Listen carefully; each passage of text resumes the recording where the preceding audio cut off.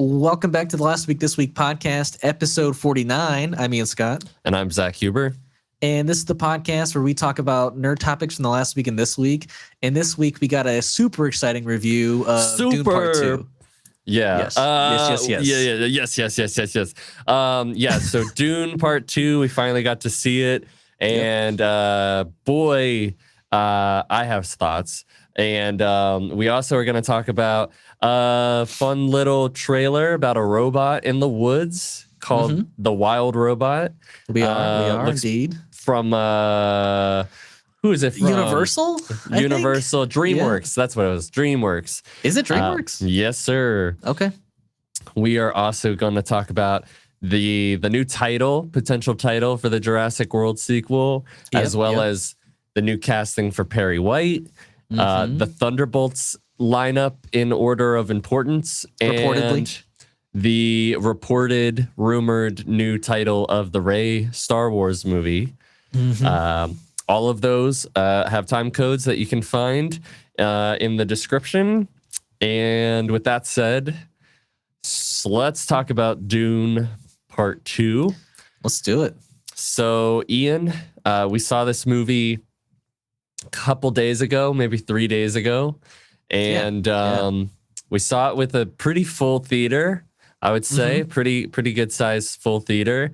Didn't have a bad movie experience because of anyone, so that's nice. That was very nice. Everyone was very respectful. And what do you think? What are your general thoughts before we go into details?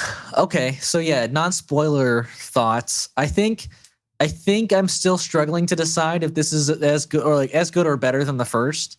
I think what I love so much of that first one was like the setup before like the tragedy happens. Yeah. And so this is like uncharted territory, I guess, in like liking the story aspect of I guess the second half of Dune in a way. But I think the pacing, I think, is the only thing that I would have to complain about with this movie. I think there are points where like I couldn't tell per se if like how much time had passed or like why something was happening because it was somewhat abrupt. But other than that, like the story was incredible. Seeing the journeys of certain characters was honestly everything that I wanted. Seeing the action of certain fights was incredible. And this movie has an incredible ending and some very cool twists. Not like your traditional like mystery twist, obviously, but I think it took some unexpected turns that I was happy with. So very, very, very good movie. Very good movie. Yeah. I think I agree with you about the pacing. I think that mostly towards the end, but I think my thing is for the first Dune movie, the first part, I felt like besides maybe one or two things, it really felt like everything, like they got to spend enough time with everything, even though some people would say maybe it's slow. I thought that they spent enough time on things that everything felt like it had the proper amount of time and it felt complete. I think that is the thing though. Like maybe it spent too much time on certain things. Like for some people, like I'm not saying like I'm complaining about it, but I can see how people would say this one is slow. What, the first one or the second one? I mean, the second one. Yeah. Okay. Yeah, I mean both, honestly, but yeah. I wouldn't say that the second one was slow. I never felt like part 2 was slow. Sure. But I think that there was arguably even more in part 2. Like part 1 already had like a lot of stuff it had to fit in. But I think there was part even more I think. in part 2 that like he had to try to find a way to fit in. And honestly, like I would have been happy getting another 30 to 40 minutes of this movie just so I could, so things could breathe a little bit longer. Yeah, But there's certain characters I wanted to see more. I'll say that. Yeah. And as somebody who read the books, I definitely didn't think that I was going to be one of the people who, and I still don't have issues with the movie. Like, I know that the movie and the books are two separate things. I just it's hard to separate the things in my mind a little bit. So it's kind of weird seeing the changes in the movie and then think about it that way. So like, I still want to see it again to get a better idea about how I generally feel. I'd like to see it again too. Yeah. But I know everything that I'm saying is like more on the negative side. I do think that it was incredible. Yeah. I think that our friend Jared said that the score was one of Hans's weaker ones. I gotta disagree. I gotta hard disagree. I'm gonna have to really pay attention next time I watch it. It's not a flashy score. It's the same motifs that he built in the first one, which made it great in the first place. That's why it got the best score that year. Okay. But it added, and it like, especially like the love theme, it was really nice and solid, and it was more sweeping, like I was saying, than like anything that was necessarily flashy. The shots and the epic like scale, the way that, even from the beginning of the movie where we see some bad guys and they're using their flotation device. Yeah, you're just like, oh, okay, people can do that. Cool. It was.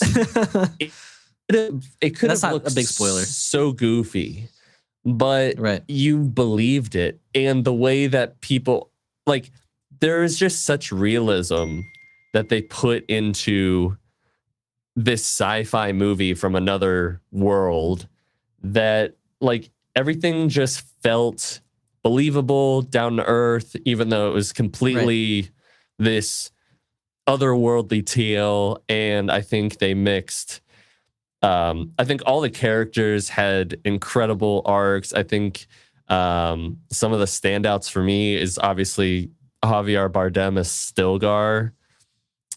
So good. Rebecca Ferguson as Lady Jessica. Incredible too. Incredible. Austin Butler. I was going to say Austin Butler. My coworker was telling me they saw the movie too, and they thought that Austin Butler was horrible in the role. And I disagree, and like that's their opinion. But I thought he was great, and I thought that the accent that he did was kind of this. Yes, it was good. Reminiscent of Vladimir, his uncle's accent, but it was still a little different. And I thought like it just, I don't know, it worked. It worked for me. Absolutely. Christopher Walken. I mean, really everybody was great. I don't have any complaints with actors. I don't have any. I don't have any complaint. I thought just some of the scenes that happen are just like will be ingrained in my head forever. Sure. Most notably, don't say any with the spoiler. Well, sure. Yeah. But anyways, I thought it was great. I've lived with part one for so long that I need to see part two to really know how I feel. I can't wait till we have a night where we can like watch them back to back. Yeah. Oh man, that's gonna be great. I think that there's things I like more about this one, and there's things I like more about the first one. But to be honest, like Dune Part 1, like that's like I can watch that all the time. So like this one just like really picks up, and like it just goes from the beginning. There's not like the traditional like just how the first one doesn't end like a traditional movie would. This one doesn't start the way a traditional movie necessarily would. True, but this one also has somewhat of a untraditional ending per se for like a conclusion of a story, where it kind of wants to like leave a thread, I mean, a pretty big thread. Yeah, which yeah, for we'll sure. get into. Yeah, but yeah. I'd say we start talking about spoilers. I'm tired of not. I'm fucking tired of it. I'm tired of listening it. to your vague talk, Zach. Okay. It's my podcast, and I'll do what I want. And I won't take it anymore. Yeah. Little network reference. Wait, what? A little network reference. You know, the like, I'm mad and I'm not gonna take it anymore. Oh, I thought you were kind of doing something like I want my money and I need it now. Like yes, but that is a network reference. Oh yeah, where everyone's like, get out of your windows and scream that you're not gonna take it anymore. Oh, true. You're right. You're right. Okay. But yeah. Spoilers. I think I'll just get into some of my favorite scenes. I mean, obviously the first like worm riding scene I think is maybe my favorite scene of the entire movie. Yeah, it's the fucking like just like I don't. It's like pummeling and like the velocity and you just feel it all. You know, you can feel the theater shaking. Yeah, and I mean, like an Dolby theater for sure. Yeah, and like I'm genuinely like terrified if that thing was fucking coming at me. Yeah, like, I mean, it's lowering like practically mountains. It genuinely felt like when he jumped on it. It felt like it was like a 50-50 chance he was going to survive. Like, oh yeah, that's how just or maybe not menacing, but just how gigantic and dangerous this thing felt. And you felt all the weight, the movement. Yeah, it was incredible. I think another one, and also not to mention when he is successful. Everybody because it was portrayed as such a feat. Like, everybody's it was oh also my God. like the last step he had to take to become a Fremen. So it was and just everyone's like another cheering. Right. Yeah. No, so there's like all great. that build up too to like people are still like skeptical about him, and like this was like kind of the beginning of like, okay, we truly believe in this person. But I will say that is somewhat of a part. In a sense, that is like not this exact scene, but like the build up to this moment is it's a long time. Like I feel like basically the development of Paul becoming like Maldeep. Is that how you pronounce it? Maldeep. Yeah. Paul. Yeah. The transition from Paul to Maldeep, I think to me it feels like it's half the movie almost. Yeah, and I mean that's a long time for development. But I agree. Like, but it's there other things almost needed to be more. Like I almost felt like there was more. Like I missed out on, and pacing. Like some of the pacing issues were from that, where you're like, wait, was this longer than I thought, or like should I have seen something in between this? Yeah, I mean, like it's not. So in the movie, it's like a year. Yeah. In the book, it's like 3 years. Wow. Okay. You know, and so, you know, to be honest, I wish that I still think they did a good job, but I wish that the campaign that he takes on as Fedaykin against, you know, and building up the mystique and like the danger of like Mahdi, but the Harkonnens don't know it's Paul. Mm-hmm. I wish that they kind of like went into it and we really felt more of the campaign. Yeah. But agreed. But sometimes I think about it, I'm like, I don't know, they did a pretty good job with it. But yeah, I mean, there's a lot of stuff that happens. I mean, like there's things that are completely cut out of the movie, like Paul and Chani have a daughter or a son. Sorry, what? Paul and Chani have a son, and that son dies. You know, so okay, so they literally had to cut that out because they had the time frame be so much shorter. Like 3 years is a viable time for him to have a kid and that kid to die. Yeah, but 1 year that's impossible. And like, and we'll go into other things, but to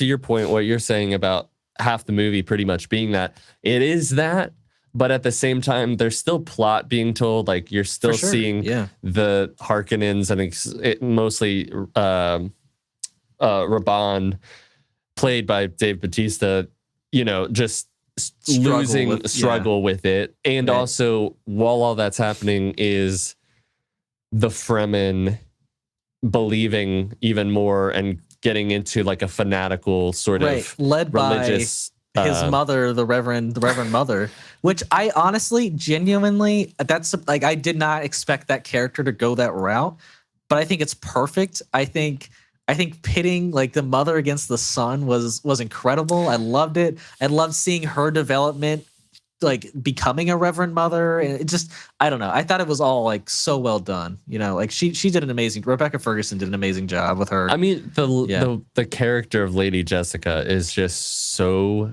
good. Yeah, and and like there is a bit of that like mother against son sort of thing. Yeah, but it's also like as soon as she becomes the Reverend Mother, like she is taking on the memories of all these Fremen Reverend mothers and in the history of those people. And like it, on top of her being like a Bene Gesserit, like there's just all the, like as soon as that happens, like, yeah, she's going to want to put that into place. Like she's taking on all those memories. And so it's not like completely like she's being like yes, she's being manipulative, but like at the same time, she believes she has to do this. Right? Yes. Yeah, for sure. And it's done. I don't know. It's done very well. It's agreed. I think what was also incredibly surprising was the development of the daughter that was introduced, in her womb in the first movie. I mean, insane that I'm assuming the water of life kind of like awoke something in that baby and gave that baby insane power. Basically, the baby starts like speaking to the mom from the womb, like I guess telepathically. And she understands a lot that's going on, and which is insane. I mean, the baby's like fucking seen. Well, yeah. I mean, on top of the fact that the baby hasn't really seen anything. He's like the baby knows the history of like the Fremen. Sure. Somehow has some sort of foresight like Paul does.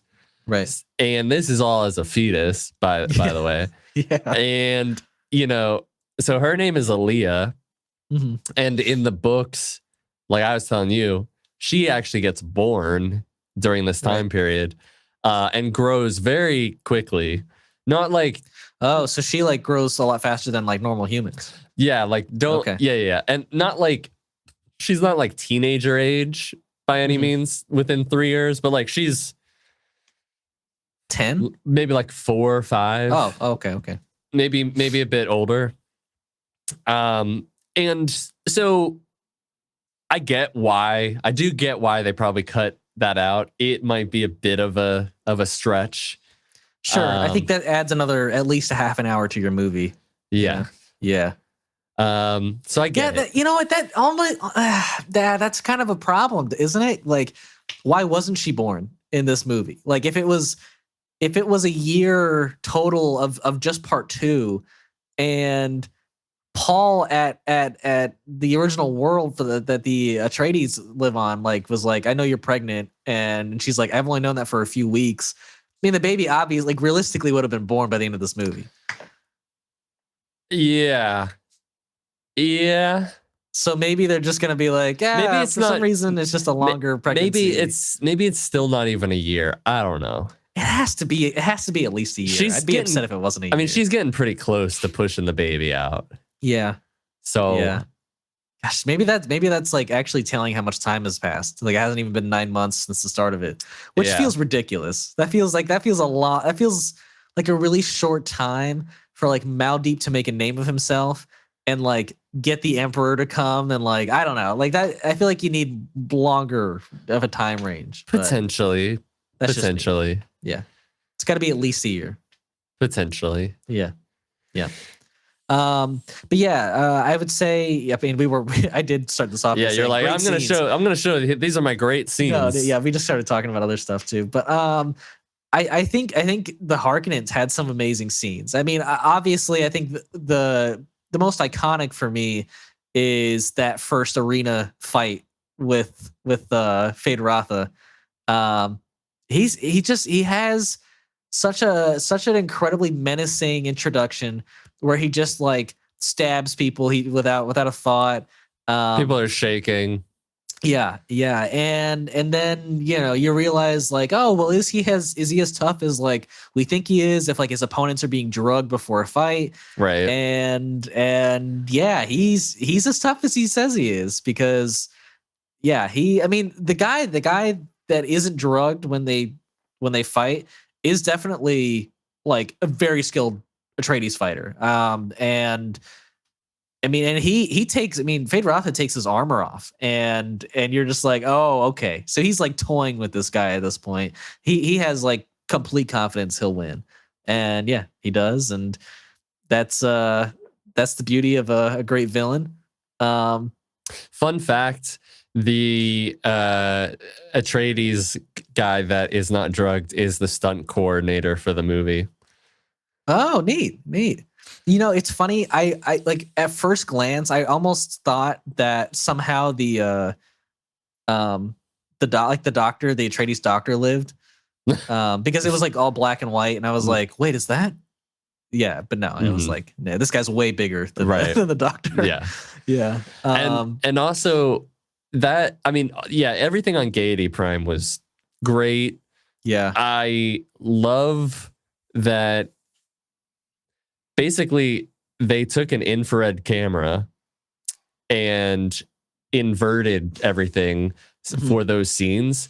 So it's not necessarily like black and white. It's like this weird thing that they did with the camera where like the veins stop showing and like all those little intricacies of human skin. So you start to like view them in this really alien light, but it made the experience so much more like frightening but also like intriguing to look at. Mythical in a sense. Yeah. Like it was so interesting, and like seeing the spectators like walk from also like their viewing rooms up to like that whole arena is insane. But just like seeing that transition of like the real-time transition of like them wearing full color and then walking out into the arena and it like just switching to that weird infrared style was incredible. It was like a slow transition. I don't know how they did it. It was really good. It was really well done. Very well done. And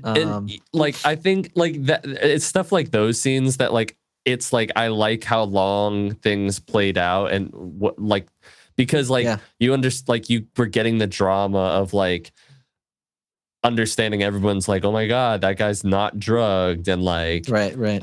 We're getting signals that it's like his uncle and he's saying like, happy birthday, nephew. And like, you're like, what's the dynamic here? And everything's drawing out and the fight's lasting a while. And whoever the fucking help is with the weird fucking horn hats, like that visual, some of the costume designs is just so cool, but also like freaky. Like if one of those people, even though they're probably just regular Harkonnens, like under all that shit, like if I saw them out and about, I'd be fucking terrified. There's like I feel yeah, and we got to see some more intrigue with like the Bene Gesserit, the Bene Gesserit were another huge highlight in this movie for me. Like I love seeing like obviously Rebecca Ferguson's like her character, I can't remember her name weirdly. What is it again? Lady Jessica. Like obviously she's not like a part of like the main Bene Gesserit anymore, but she's acting as one.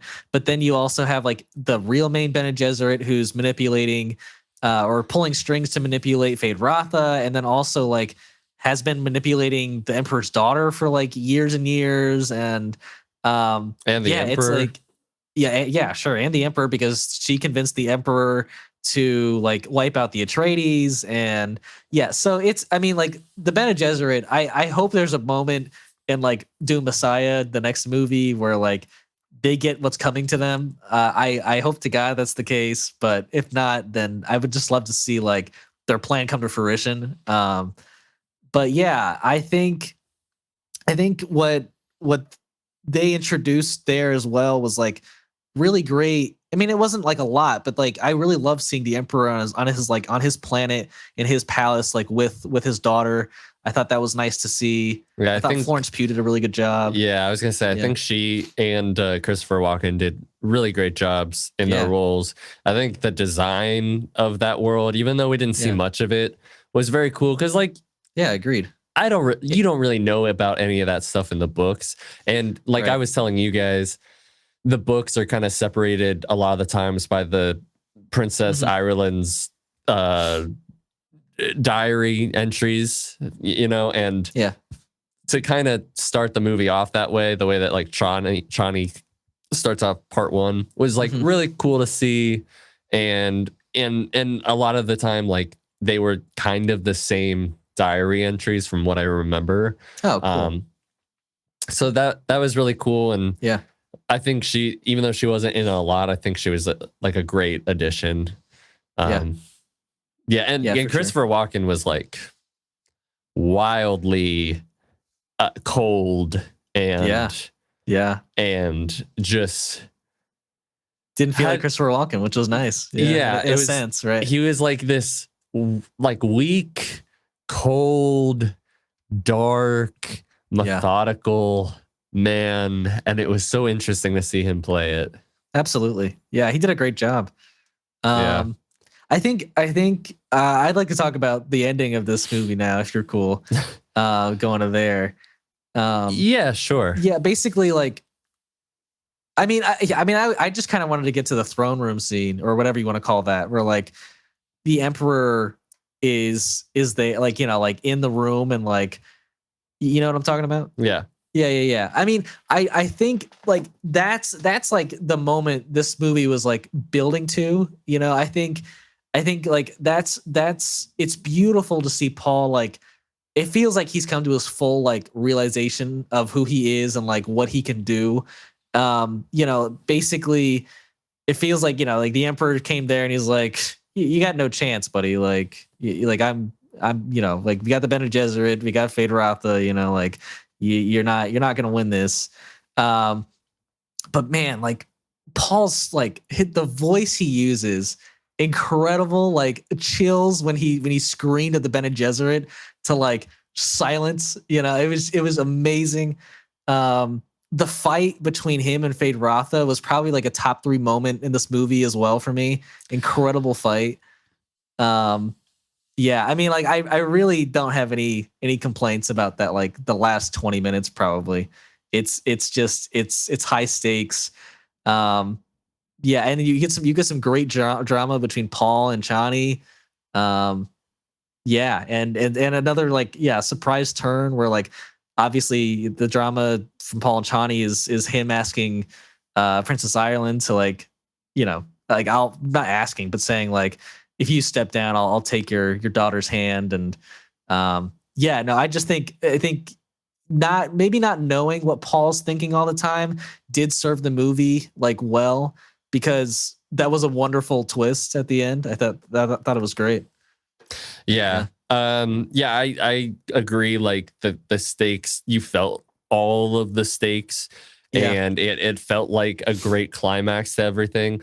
Absolutely. Obviously, like I said, like there was changes that like it's hard for me to separate things. So like obviously Baron does not die from Paul, but there is a kind of catharsis when that happens. Touching back before we go, like I talk about the end scene.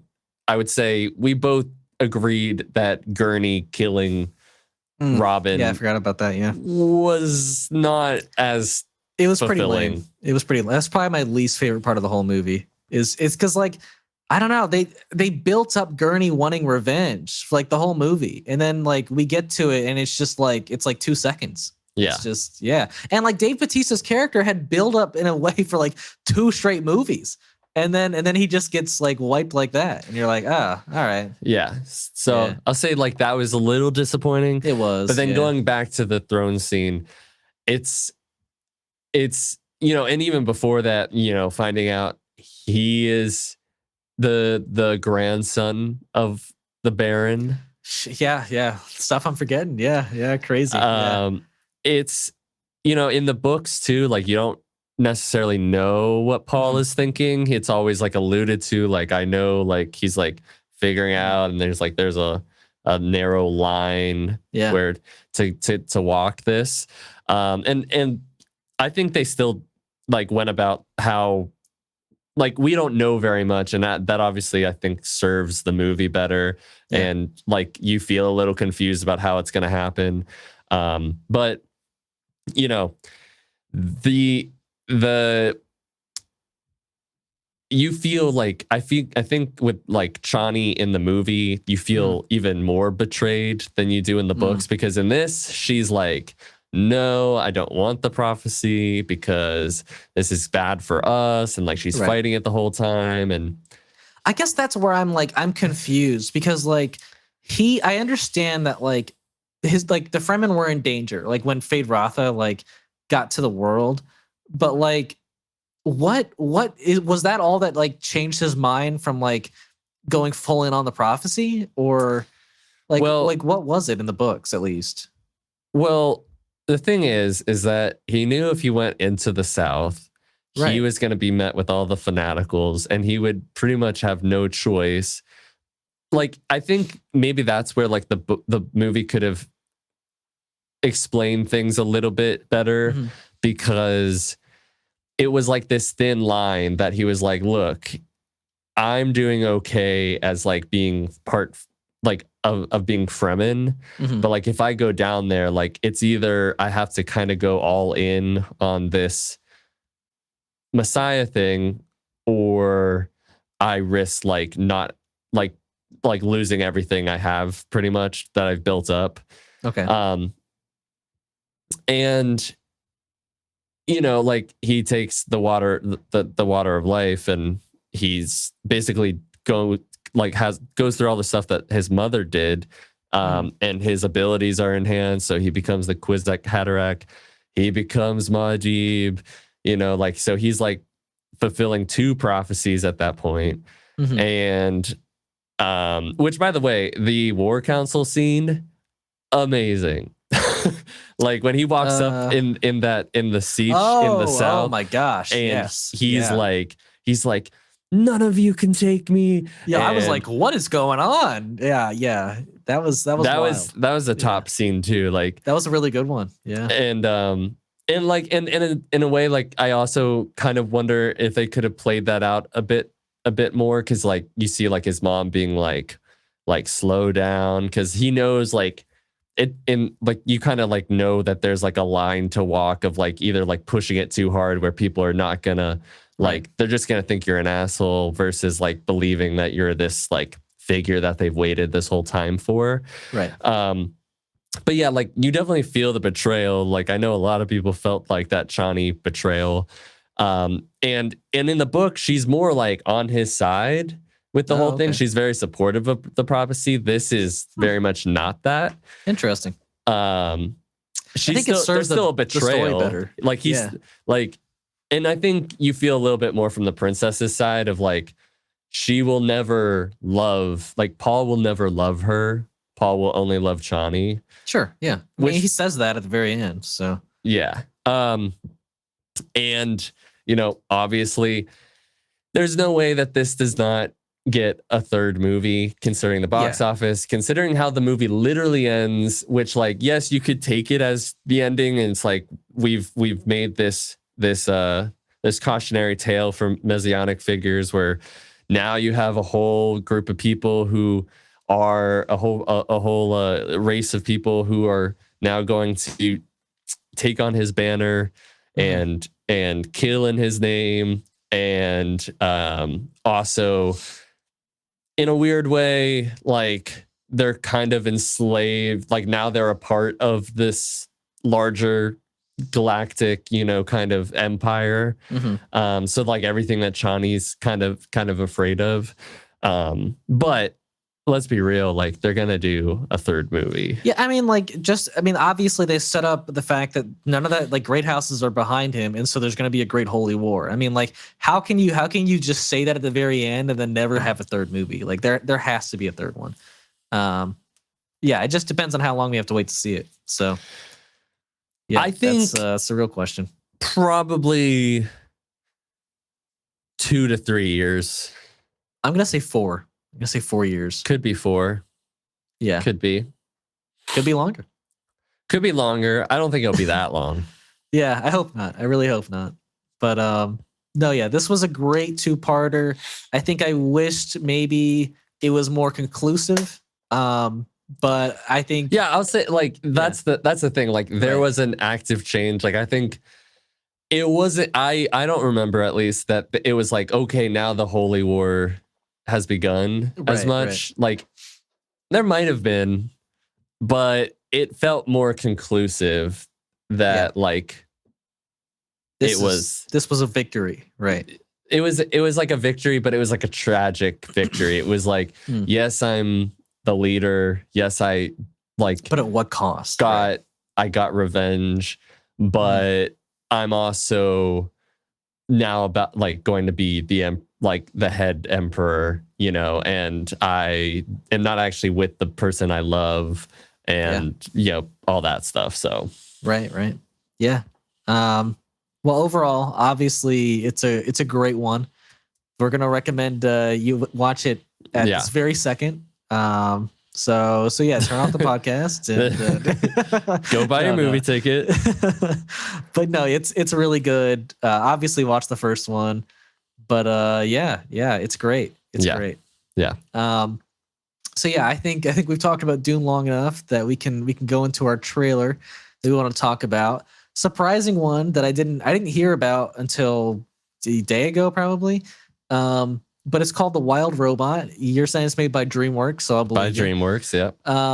And yeah, this, to me, it looks like an possibly alien robot crashes on Earth, and it seems to be a primitive Earth, I'm assuming, with I don't know because there's like normal animals, but there's no people. So, until like there's like either meteorites or somebody shooting like fire at one point in the movie. Like there's all these 3 fireballs coming towards the forest. Maybe those are, I don't know, who knows.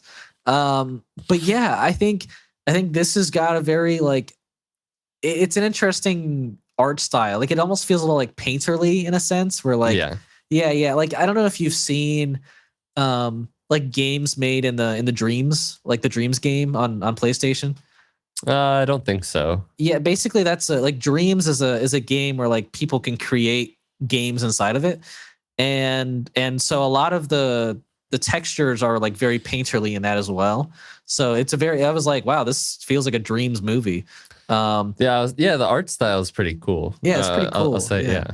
But yeah, and then I feel like the story, from what I can gather, is that it's just like figuring out who you are. It's just like I think one of the lines in the movie was like, you have to become more than what you were made for to survive or something. And like more than what you were programmed for. Yeah. And I don't know, it seems like a beautiful, like Iron Giant tale without the kid, in a sense, where he just gets to like figure out who he wants to be. And that seems pretty beautiful. So it's a very cool trailer.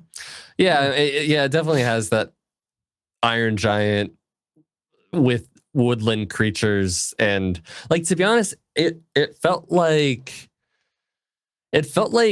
one of those I don't know what games you call it, where you're just scrolling, like your character keeps running and like you like keep going in one direction, sort of games. Side scroller. Yeah, it felt like a side scroller game where like your character would like interact with different parts of the woods and run into these different creatures, which like it is interesting. I've not seen something like this. It seems like there might not be a whole lot of talking, but on the other hand, there might, because you have that up too. Lupita Nyong'o, who is the top bill, who I'm assuming is the voice that we hear at the end.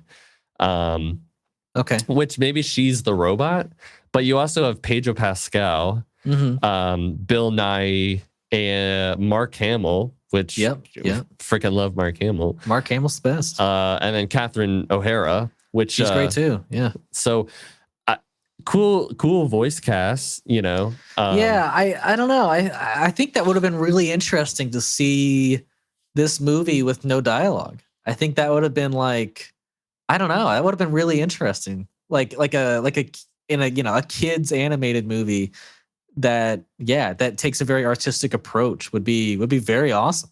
Yeah. I mean, but regardless, those voice actors are very cool. Like that's a good voice cast, and I hope that they're. I'm just glad Chris animals. Pratt is not in it. Yeah. I mean, I love Chris Pratt, but like, I don't know. Let's just take a break from Chris Pratt. He just voices almost everything, I feel like. So yeah. I mean, 2 major characters in the past 2 years is insane. So, and he's Emmett in the Lego Movie. Yeah. I mean, that's how it all started. It was his voice acting journey. So yes, yeah. But yeah, just that's coming out this year, right? Wild Robot. Yeah, and you know, I also I love this new freedom that animators have been taking with. I feel like we're in like a renaissance of animated movie like art styles, because we get stuff like Spider-Verse, we get stuff like Teenage Mutant Ninja Turtles. We get like the Puss in Boots movie, like that was like, I mean, those are all like pretty much the same style. But yeah, no, I feel you. I think it's I don't think they're all the same style. They're not. I mean, they're similar. They're not the same, but they are similar, Zach. What? No, they're all pretty inspired by each other. I wouldn't say that. I wouldn't say that. Like the Teenage Mutant Ninja Turtles one is very drastically different than how Spider-Verse looks. And I would say Spider-Verse looks very different than how Puss in Boots looks. But it does have this, like, there are times where they have a painted kind of quality. I would say it's more of the animation style than art style. But sure, yes. I think they all have a similar animation style. Regardless, we don't typically, like, over the past, like, ever since Illumination kind of started coming out with, you know, Despicable Me, and we're still seeing it, you know, with like Migration and with the Mario movie, right, where they all kind of they all kind of have like this smooth and trying, like, it's like cutesy, but it's still like realistic sort of, but it's this weird thing that, like, it doesn't look bad, but everything felt like it wanted to look like that. I mean, like, you look at like Paw Patrol, I feel like I get the same sort of like animation where like in like the same thing happened with like Adventure Time and like Cartoon Network. All I'm saying is I feel like this is cool that a lot of different studios are starting to like do new art styles that we haven't seen before, or we haven't seen in a long time. So for sure. Yeah, I think DreamWorks for sure got into a rut at one point, where I don't think like Pixar really ever did, because like their stuff like looked like actually like realistic to a certain level, whereas I don't think DreamWorks ever got to that sense. But yeah, that is cool. Like I think DreamWorks also did that Puss in Boots movie. Yeah. Right. So they are stepping in the right direction for sure. I hope they. I mean, and you know what? And DreamWorks movies, like in the past year or two, have been outperforming Pixar movies. So which maybe is they'll not, start becoming the more dominant studio. I will say the Pixar movie problem is not necessarily Pixar's fault, because no, it's not. Disney just doesn't put them out in theaters, or just doesn't give them the backing that they deserve. To me, that's what destroyed like people's like desire to like, oh, the new Pixar movie's out this year, let's go to the movies.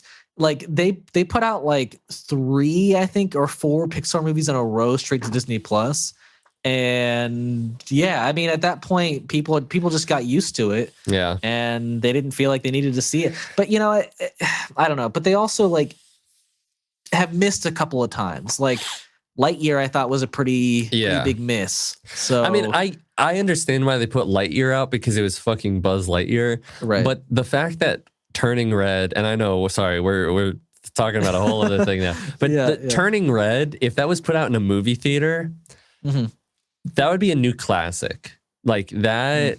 I haven't seen it, but well, you should. Like that movie. That movie would be up there with Toy Story, with The Incredibles. Like that is a great movie. Like, well, I definitely will check it out then. Yeah. Well, yeah, I think that's probably all our thoughts on Wild Robot since we went on a DreamWorks Pixar tangent. But yeah, I think what's our next topic, buddy? Our next topic, pal, is that we are. Are you glad that I didn't say buddy? No, I'm just glad you called me a positive. Oh, okay. Thank you. So our next topic is that reportedly and we've been talking about Jurassic World sequel. I feel like almost every podcast lately, like almost every episode, we have something about this fucking Jurassic World sequel to talk about. We do. And this one is that apparently the title is called Jurassic City. This would be written. This is the same sequel that we've said is going to be written by the original writer of Jurassic Park. That's going to be directed by Gareth Edwards of Rogue One and the creator. And you've talked about how you would like the sequel if you could point it in a direction would be to make it like how the third movie kind of was. Everything's kind of over. It's a smaller scale story and but maybe a little futuristic and back to an island. Yeah, and we're back to an island. Maybe things are overgrown. It's maybe a search and rescue sort of movie. This one, I think it would be kind of interesting to theorize. When I think of Jurassic City, it makes me think like, okay, what do you do when you now have all these dinosaurs out in the fucking world, out in these cities? Maybe they pull like a Batman Arkham City and they find a way to put all of these these dinosaurs into a controlled city and this could be Escape from New York style. That was the rumor, wasn't it? Escape from New York style. Somebody gets stuck in there. And we send in a rescue team. Yeah, the president lands in there and it's gonna get eaten by some raptors. Or and the team is Chris Pratt and Jeff Goldblum. That's the team. To be honest, I wouldn't mind that, but it's not gonna be that. No, it's not. That doesn't sound like that. For a movie, I think that's a good, fun, stupid concept. I think it would be wasted on Gareth Edwards. I don't know. I feel like he could make, especially with scale, the way that he made Godzilla up against these buildings, and you could feel the scale. Imagine seeing a Tyrannosaurus Rex next to skyscrapers. I mean, obviously it's not as big as a skyscraper, but up against structures that we see on a daily basis. I don't have a problem with that. I think having the dinosaurs in a city is good. I think for him especially. But I think you don't think it's going to be a sectioned off city? No, called Jurassic City. What I think it probably is I think they're gonna obviously go away from the ending of Jurassic World 3 where yep, and now we're living harmoniously with the dinosaurs. Everything's perfect. I think there's gonna be a couple of cities or this city in particular that the people didn't know how to handle the dinosaurs there and they got overrun. And so now this city is uninhabited except for with dinosaurs. And yeah, maybe somebody crashes there. I think that could still be very real. But yeah, I think it's not all the dinosaurs in the world are going to be crammed into this one city. So, well, let's think about it. Yeah.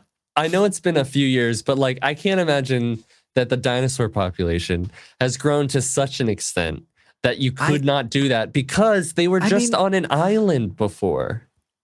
What? What like do you they were only on an island. This is they whole. Before they were let loose. Oh, okay. Yeah. They were only on an island. I don't know how much time had passed by, but I can't imagine that there's so many dinosaurs out in the world that you couldn't get them together. Realistically, you're right. Realistically, at the end of like the 5th movie, like 20 to 30 dinosaurs escape. That's about it. But somehow in the 6th movie, there's like thousands of dinosaurs in the world. So you're like, I don't know. I don't like how many dinosaurs are there? Like, I think realistically, like your concept works if you gather them all back and put them in a city. I don't think anybody is like counting. So I think it's possible that my concept works. Or what if they just name a new park Jurassic City? That'd be lame. It would be lame. You're just doing the first movie and the 4th movie again. You just keep remaking it, just like episode 4 of Star Wars. Do you think that the dinosaurs will be in a human urban city? Yes. 100%. If this is the name of the movie, then yes, 100%. Yeah. And I think it's a great concept. Like, just like you were saying, I think that perfectly allows Gareth Edwards to show all that scale that he loves to do. And make the dinosaurs terrifying in a cool new environment. So what city would it be? It's a good question. I think New York is an obvious one, but maybe a little too boring. But you would also like the world. I feel like would fall into chaos if it was in New York. Like sure, it's got to be something right, not as known. I mean, maybe Chicago, maybe. I was thinking Chicago. Yeah. But it also gets pretty cold up there. I mean, LA is a fun place to shoot. I mean, it makes sense for Hollywood to shoot in LA. Yeah, I don't know. Well, you think like maybe like Seoul or like Tokyo or something, or I don't know, maybe. Yeah. That would be fun at like one of those places.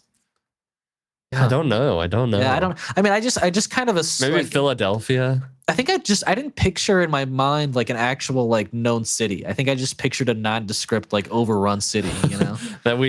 that's not set in the real world at all. It's just a big city. That's, it's just we're in the big city. That's all it is. Yeah. When they drive up, the sign just says big city. Yeah. Yeah. That's honest. That's probably what they're gonna do. Yeah, probably. Yeah. But I'm into the whole concept. Yeah, I mean, if they named it like an island that doesn't exist, in the first movie, sure, we'll name it whatever the fuck. That's what we'll. Right, exactly. Well, yeah, I think that's our thoughts on that. Yeah, no, it's not. That's not our thoughts. That's not all our thoughts. Well, let me know what your other thoughts are, Zach. Well, it was just my other thought was that I just don't want you to assume that that's all our thoughts. Maybe it's the only thoughts that I wanted to give right now. So now you don't have any more thoughts? No, I don't have any more thoughts. Okay, great. We're gonna move on. The news that we're talking about now is a very exciting piece of news for me, at least. They got another casting for the Superman movie, James Gunn's Superman movie. It is Wendell Pierce has been cast as Perry White in Superman. So if you all don't know, Wendell Pierce was a main character. Well, maybe not a main character, but a part of the ensemble on The Wire. He plays a detective that's basically like the main character's best friend at points. And I think he couldn't be more perfectly cast. Like this, I don't know if you've ever seen The Wire, but I saw like the first 3 episodes. This guy, the character he plays is such like like a no nonsense, like done with your bullshit. Just like he's so perfect, and I think like he's like maybe he'll do like the stereotypical like hot-headed like Perry White. But I think if he plays it more to his own strengths and maybe like a little different than we've seen, I think it would be so fun. And I hope we get more of them than like we got of Lawrence Fishburne, and Man of Steel. But I couldn't be happier with this casting. Like it's so great. Yeah. Yeah. I mean, I only know him from the 2 episodes I saw of Jack Ryan, where he was. That's right. He isn't Jack Ryan. He's. I guess he's kind of playing a similar role to what you're saying. Mm-hmm. So from my very limited amount of screen time I've seen him, I do believe that he could be a great Perry White.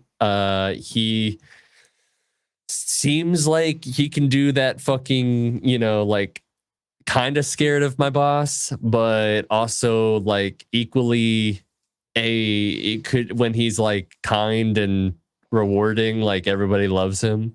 Yeah, absolutely. He's got both sides of that. Like he can be your buddy, but he can also be like, dude, what the hell are you doing? Yeah. Like, yeah. He's a great actor. I think he's gonna kill it. Even if it is like probably in like, really in his wheelhouse, like, like it's probably not like too outside of his range. But I think that's perfect. Yeah. I do wonder how much we will be getting of Perry White, but I agree. Well, here's the thing. You say more than Lawrence Fishburne, but I feel like I got a great amount of Lawrence Fishburne as Perry White. Sure. So I wouldn't be upset if I got like the same amount, I think I was forgetting the fact that like Lawrence Fishburne's Perry White was at the destruction of Metropolis. I think I'm forgetting. And he had a lot of scenes in that. So yeah, I'll give you that. If he has the same amount, I would be fine with it. Yeah. Like this is what I need. I need at least 1 or 2 scenes of him kicking Clark out of his office. Mm-hmm. And but more importantly, I need him to say at least twice, "Get out of my office lane." Or like, "Not my problem lane," or right. I need a couple of those, and or an equal amount of screen time to like J. Jonah Jameson in the Spider-Man movies. Yeah, that's all I need. Yeah. I'm right there with you. Absolutely. I think I want him being a hard ass. That's what I want. Yeah. Absolutely. Well, yeah, that's great casting. Yeah, so on a less factual news per se, more like reported news, we got reports of the kind of like lineup of the Thunderbolts on a term of like most important to least important, right? So I'll read this for you here. So from top to bottom, we have Yelena, Val, Sentry, Ghost Taskmaster are kind of tied, and then U.S. Agent, Bucky Barnes, and then Red Guardian. I think it's a shame that there is maybe like a main character per se with this movie. I think I was really hoping like to me, as much as I'm not like the biggest fan of the Avengers movies, that like not all 3, but like the first one, that one at least feels like they're all equal characters in this group, right? And if like Bucky Barnes and Red Guardian are just kind of like in the background as, just kind of like a part of the team and not really having an arc, that's like maybe the most disappointing thing that I could have heard about this movie. I really was looking forward to getting more of all the characters we hadn't seen a lot in the past. Like, like I actually was looking forward to more like Ghost. Like I think she was an interesting character. She wasn't a great one, but I think you can develop her more. And yeah, I think the bottom three of that list, like especially U.S. Agent, I wanted like the most out of him in this movie because you had such an interesting arc in Falcon Winter Soldier. But if he's just delegated to like the least important characters in this movie, it's a shame for sure. I mean, assuming that this is factual, Right. It's just a report. It right. might not be true, and it could easily not be true. There's no reason to like be like, oh, I'm fucking disappointed now. Like sure. I'm just saying, if this is true, I'm disappointed. True. Right. Even if it is true, I like Ghost and Taskmaster are still like middle as opposed to like fucking bottom. I just can't believe Val is number 2. Like, well, I think I can because we don't know very much. It definitely seems like this is the movie where we would get to know the most about her. She obviously has, some shit to deal with after Wakanda Forever. She obviously needs to set up this team for a particular reason. Mm-hmm. I do want to say there is no way that this, I mean, I feel like it's easy. I mean, let me gather my thoughts.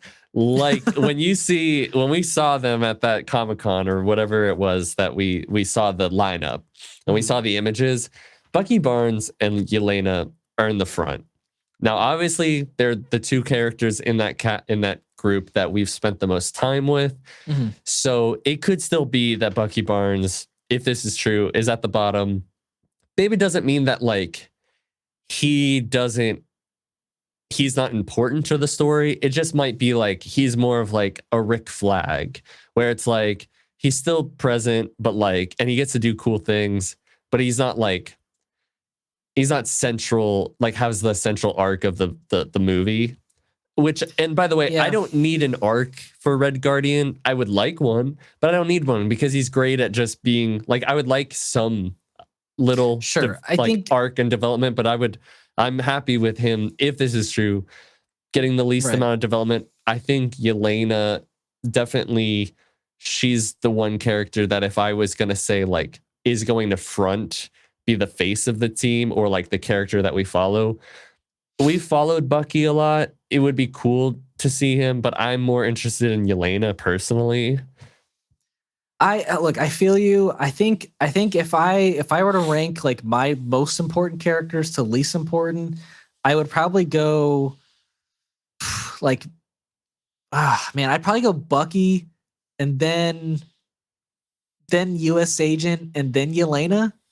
And then I'd probably put like Ghost and Taskmaster there. And then maybe Val and Sentry I'd put after them. But like, yeah, I get you have to develop your villain. I get you have to develop Val, who's been in like 3 things and we really don't know anything about her. But yeah, I don't know. I want like for me, like, yes, like Taskmaster, she had development. I don't really need more of her. Red Guardian had development in that movie. I don't really need more of her. I definitely would like more development with Taskmaster. I just think they've already ruined that character. Right. So like I like for them to build on like what they already ruined, like I'm good. Like just have her as like cool action, But if they can, it would be great. Yeah, maybe. But this is also to say that like I don't necessarily know that Sentry is going to be on the team. No. But like they're just saying like of characters in the movie, like Right. I think okay. Gotcha. Yeah, so Sentry needs to be developed, obviously. Yeah, and that makes sense. For like the placement that they put. Right. I'm surprised that there was a report that this movie, like the team is based off of like Yelena's soccer team or like one of her teams when she was a child. I hope that's not true. I don't know if that's true. What are we doing? I'm fairly certain this has to be like because of Thunderbolt Ross. Yeah, it has to be. And he's in the movie. So what I'm skeptical about is there is no. Now maybe he's not even going to be a part of the Thunderbolts. Maybe he's not going to head it. Maybe he's like whatever. Mm-hmm. Maybe there's no point in having him on this list. But I feel like, especially because like Red Hulk is typically a member of the Thunderbolts. Like, there's no mention of that. It makes me curious if this is true. We'll see, but it makes me curious. And also, if the Sentry is not on the team, and obviously they have to scale his power down quite a bit. Yeah, because he's more powerful than all of them. Like, what is any of these characters going to do against him? Especially if you don't even have. But even as a team, he's no. I feel you. Like all of them are like grounded physical characters. He is except practically Ghost, he's practically Superman. You know, he's practically Marvel Superman. I just, yep. I don't know. Yeah, it's gonna be a tough fight, but it'll be a fucking. It won't even be a fight. It would last like 5 seconds. Well, they're for sure gonna scale him down. I mean, yeah, there's no way they won't. But yeah, I don't know. I hope this is anything like James Gunn's Suicide Squad, and nothing like Marvel's recent films, to be honest. So and nothing like the first David Ayer Suicide Squad. Yeah. Let's not even talk about that one. Don't see my mouth moving. I'm not talking about it. Well, lastly, I think on our docket here today, we got another report. Not sure if it's true or not, but of the working title for Rey's solo movie. It's called New Jedi Order. Kind of similar title to like New World Order, the Brave, the Captain America. Yeah. But yeah, I don't think this is an outlandish title. I mean, I think it makes sense. The whole synopsis or what we know about the movie is that she will be training 2 people possibly and starting a new Jedi Order. So, I think it makes sense. I think it makes way more sense than the title we heard originally, which was Episode 10, A New Beginning. Especially since like they said they were not going to be titling future movies as episodes anymore. Yeah. So I don't think there's a chance that Episode 10 happens. I think it's probably going to be called New Jedi Order or Rey's New Order. New Order. That sounds worse. That sounds worse. That just sounded bad coming out of your mouth. I'm sorry. Yeah, I can feel it. Yeah. I mean, look, if it's called New Jedi Order, Star Wars, the New Jedi Order, the new Order, whatever. I think if this is true, or if it's anywhere close to being true, like we have an idea of what the movie is supposed to be about, and like you said, her training 2 people, maybe it's a bunch of people. That was the original script, the 2 people. Right. I know it's not the script they're working with now, but yeah. So, like, yes, I feel like we're getting a Luke movie after Episode 6 happens. Right, like why couldn't they have made a Luke movie like at the end of the 80s? That would have been great. Or like at the early 90s. People just didn't think that way, But George was thinking like he's like, yeah, I'm gonna make Episode 1, 2, and 3 later down the line. Like he knew he was, but not. Yeah, but I think they like not let it have it based off of just like the main character without like Luke, Han, and Leia or something like that. I don't know. Yeah. But look, I already don't want a Rey movie. I'm not interested in a Rey movie. I was interested in Rey up until Episode 9. But they kind of butchered her character. Episode 7 and 8 Rey is a pretty good character, I have to say. Yeah. And, look, if they can go back to what made Rey cool and interesting, great. I don't think it can be done because they kind of ruined the point of her in Episode 9.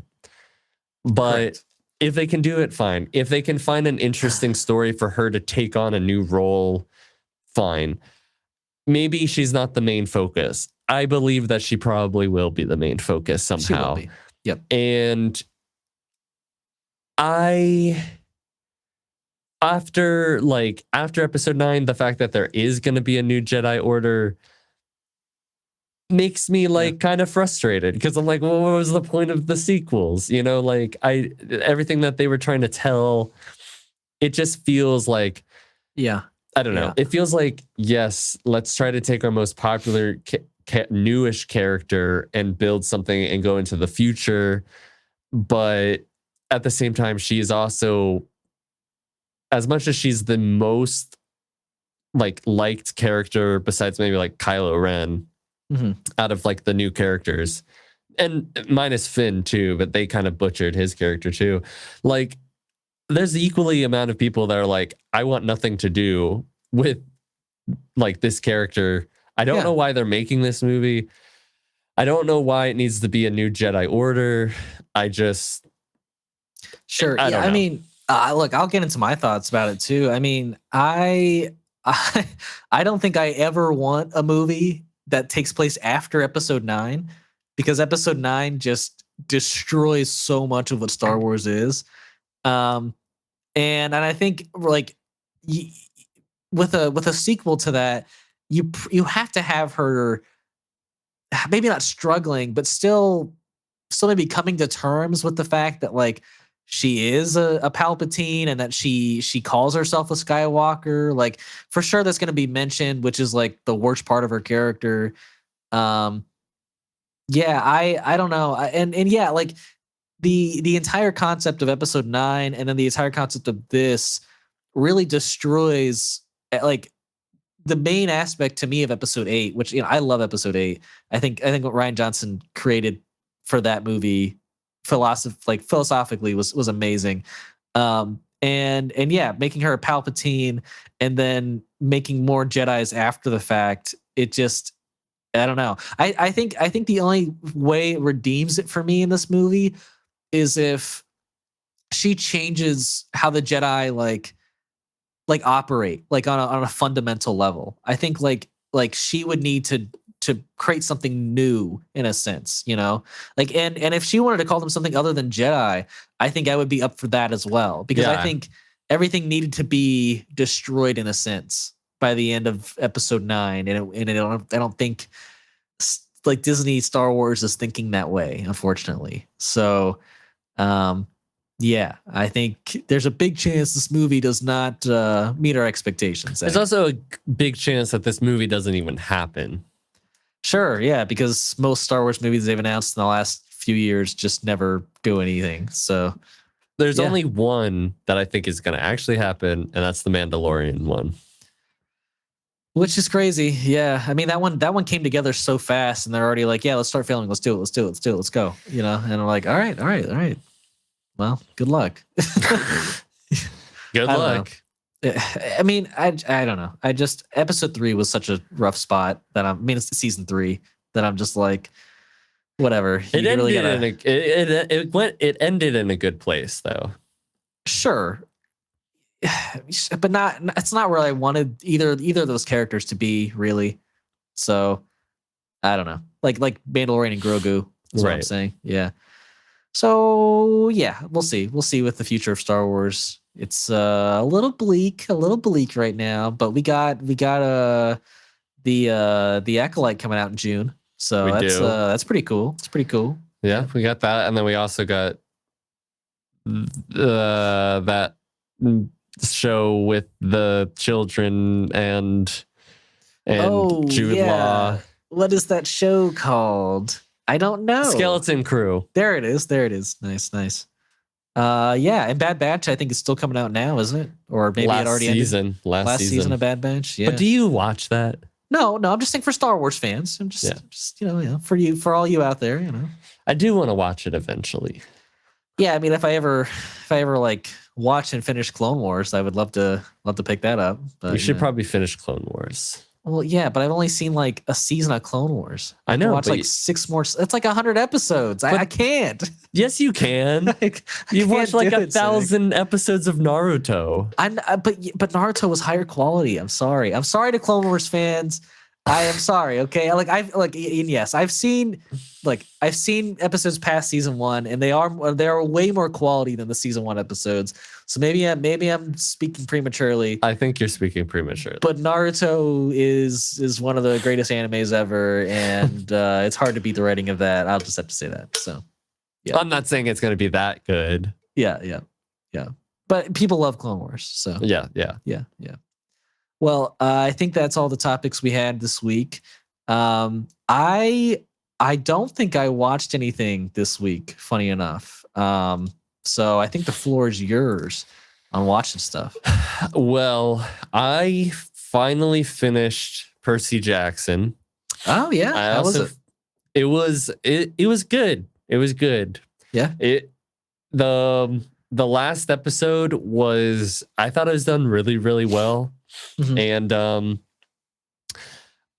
I think overall, really great show. Meet your expectations as like a book fan? Yeah, it was pretty good. Nice. Like, I'm not gonna say like I loved it, but I really liked it. And nice. I thought, yeah, I'm excited to see the they're already rest working on season 2. So yeah, so I'm excited to see the rest of it. And I thought the production value was great. I want the actors to kind of grow into the roles a bit more, but it was good. I finished Fargo season 5. Nice. It went from being like amazing to like what's going on to like this is still good, but like I don't know. There was a lot to do with debt. There was a lot of characters focused on like debts owed. So there's definitely like a very philosophical, and they're making a point. I don't know if it's gone over dues. If it's gone over my head. Yeah. Or I don't know if I'm dumb or if it just was a little too abstract. I'm not entirely sure. It definitely felt like something that somebody who is a bit more literate than me or knows a bit more about certain things and that people were talking about, maybe like they could see the ironies or the way they correlate with each other. So I will say like there was a lot of thought put in, but I don't know how well executed it was.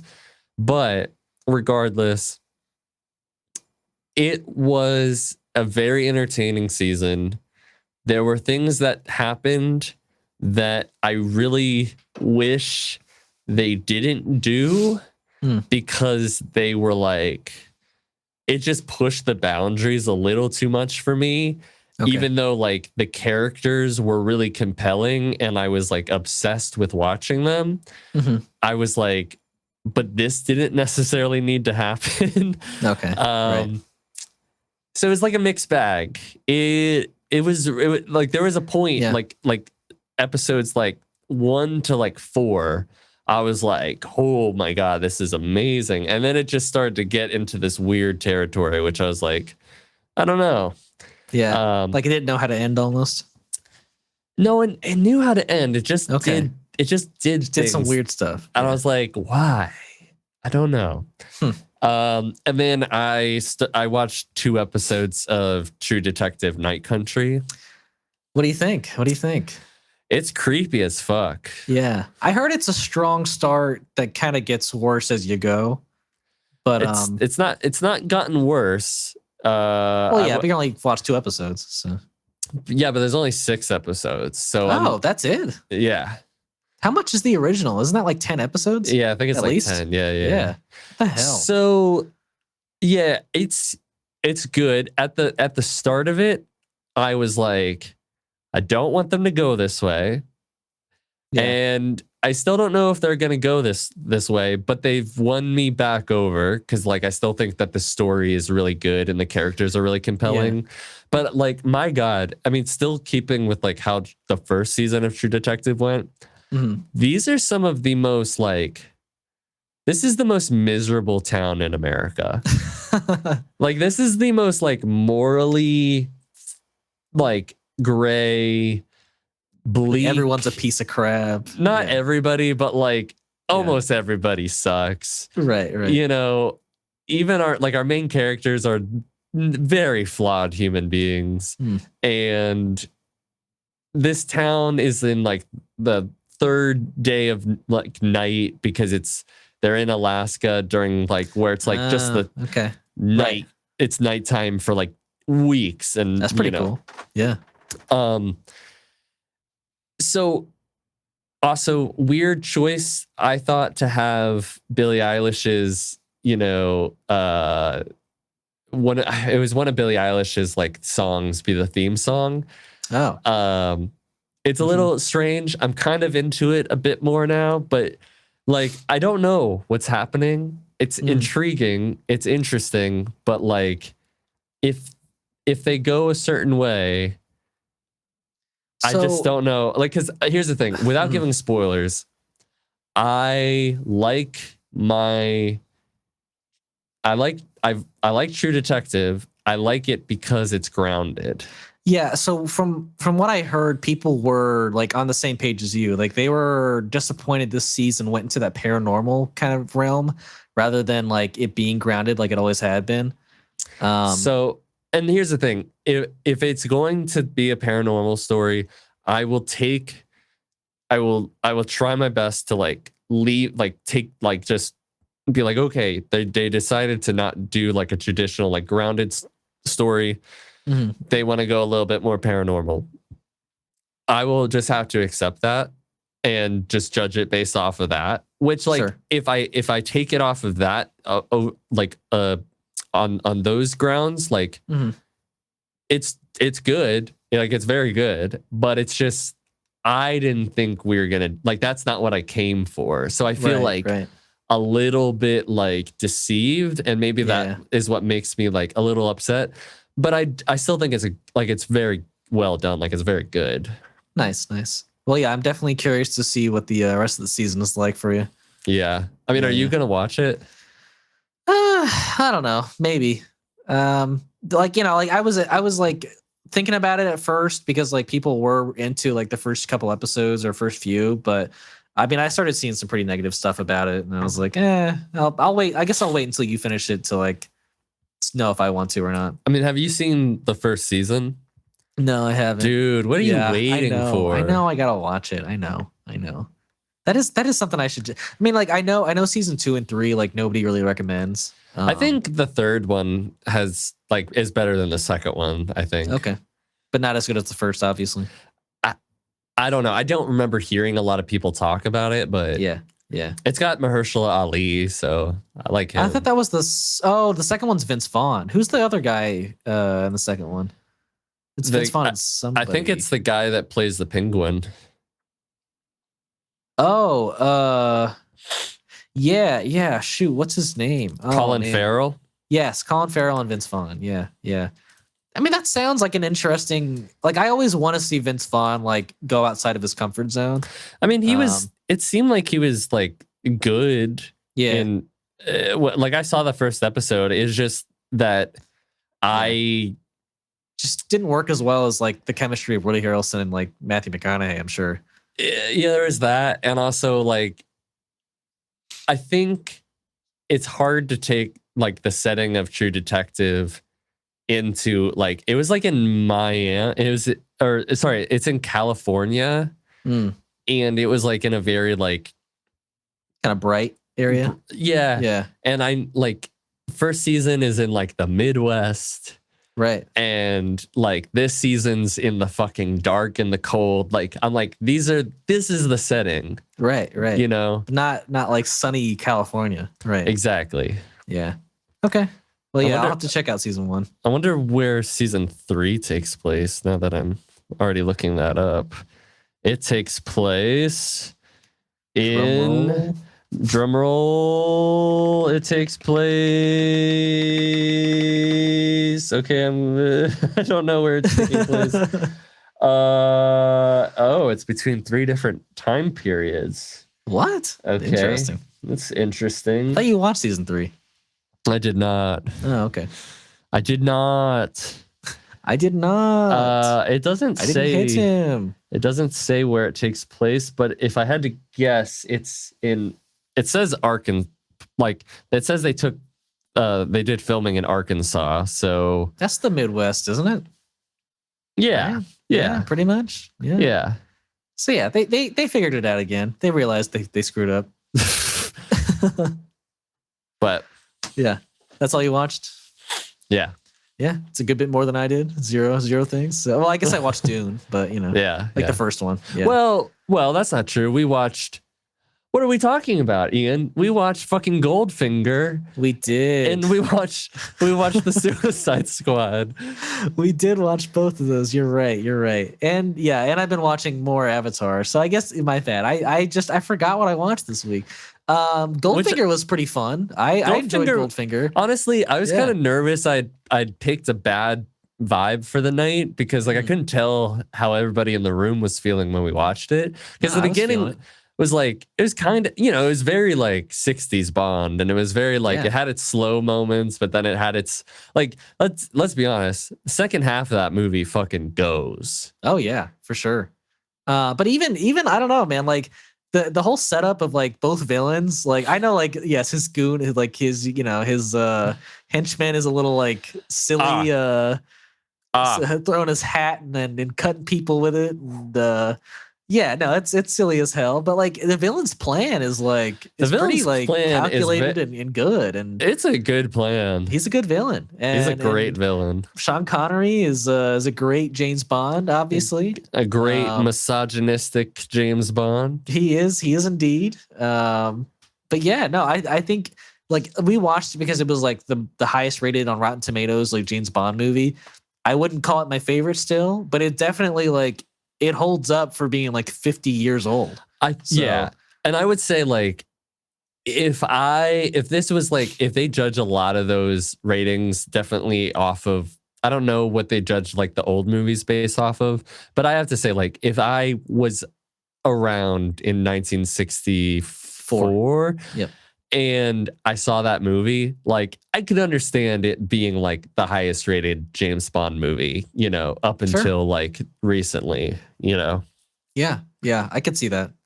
I think I've seen one other Sean Connery James Bond movie. I can't remember what though. But I think though that era is, I think, probably produced a few classics. Oh yeah. So yeah, it was a good one. Yep. Yeah, it was a very good one. Yeah, the other stuff I watched is all rewatch stuff, so I won't bore you with the details. But I think that's all we had to talk about this week. We just always want to thank you guys for sticking with us to the end here and supporting us by watching and listening. If you want to watch and listen in the future, we release on Fridays and Saturdays on Apple Podcasts, Spotify, and Podbean for the audio, and then YouTube for the video. If you want to follow us on our socials, we have our links to Instagram and TikTok in the description.